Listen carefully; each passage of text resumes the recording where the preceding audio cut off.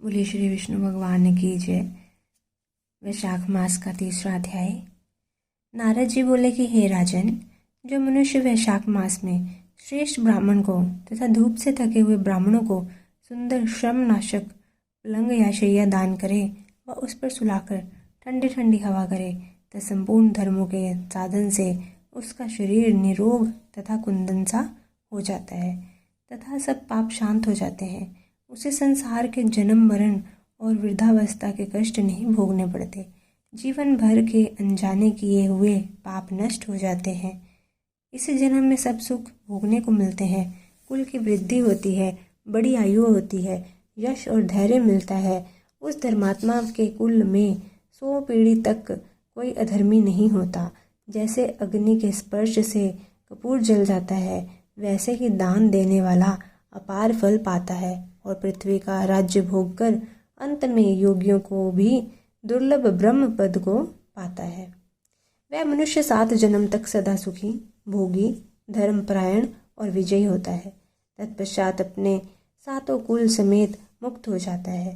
वैशाख मास में चटाई अथवा किसी प्रकार का आसन, कंबल दान करने से जैसे जल में पड़ी हुई ऊन नहीं भीगती, वैसे ही संसारी जीव संसार के बंदर को नहीं प्राप्त होता है।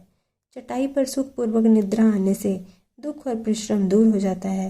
अतः इसका दान करने से अकाल मृत्यु से छूटकर 100 वर्ष तक जीवित रहता है और निसंदेह मुक्ति को प्राप्त होता है।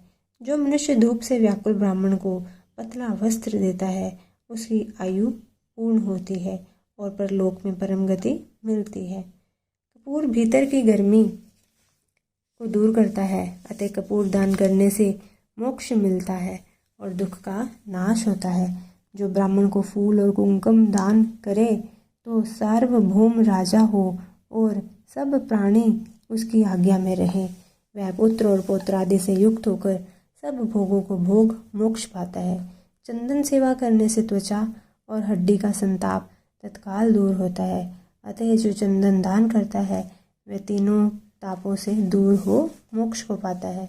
जो जल में भीगी हुई खस, चंपा या कुश का दान करता है, उसके सब पाप और दुख दूर हो जाते हैं। वह प्राणियों सब प्रकार के सुख भोगता है और सब देवता उसकी सहायता करते हैं। गो, रोचन और कस्तूरी दान करने वाला तीनों पापों से छूट जाता है, तीनों तापों से छूट जाता है। सेवती और जूही का दान करने से सार्वभौम राजा होता है। केतकी और मल्लिका का दान करने वाला माधव भगवान की आज्ञा से अंत में मोक्ष पद को प्राप्त होता है। जो मनुष्य ब्राह्मण को सुपारी और अन्य सुगंधित द्रव्य व नारियल दान करता है, उसके पुण्य के फल चित्त लगाकर सुनो। वह 7 जन्म तक ब्राह्मण के घर जन्म लेता और धनवान तथा वेद पाठी होता है। फिर वह 7 कुल समेत विष्णु लोक को जाता है।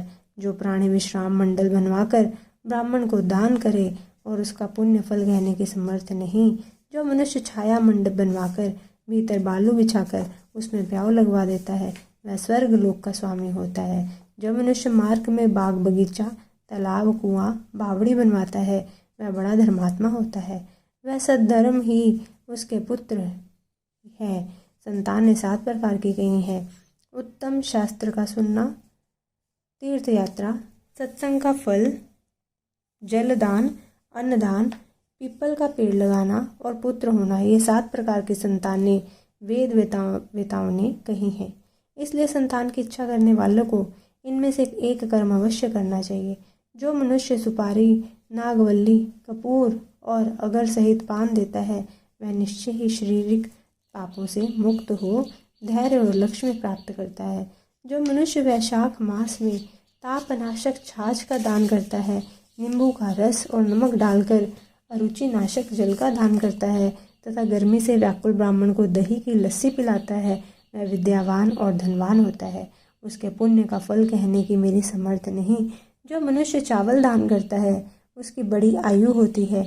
जो गौ का घी दान करता है, वह अश्वमेध यज्ञ का फल प्राप्त कर विष्णु भगवान के मंदिर में आनंद पाता है। जो मेष संक्रांति में ककड़ी और गुड़ दान करता है, वह सब पापों से छूट श्वेत द्वीप को जाता है। जो दिन के ताप की शांति के लिए ईख दान करता है, उसको अनंत पुण्य होता है। जो सायकाल में श्रम की शांति के लिए पन्ने का फल तथा फल का दान करता है उसके पितरों को निश्चय सुधापान मिलता है और वह सब पापों से छूट विष्णु की सायुज्यता पाता है। जो पके आम के फल और पन्ने का दान करता है उसके सब पाप निश्चय ही दूर हो जाते हैं। जो चैत्र के अमावस्या के दिन पीने योग्य वस्तु से भरे घड़े का दान करता है वह सो गाय गया श्राद्ध के बराबर है। जो इसी अमावस्या को कस्तूरी कपूर मल्लिका खस आदि वस्तुओं से युक्त जल कुंभ का दान पितर सर्वों के लिए करता है उसको 96वें श्राद्ध करने का पुण्य निसंदेह प्राप्त होता है। बोलिए श्री विष्णु भगवान की जय। वैशाख मास की जय। मेरी ये वीडियो को ज़्यादा से ज़्यादा शेयर कीजिएगा ताकि बाकी सब जन भी इस महात्म को सुन के पुण्य के भागी बन सकें। हरे कृष्णा।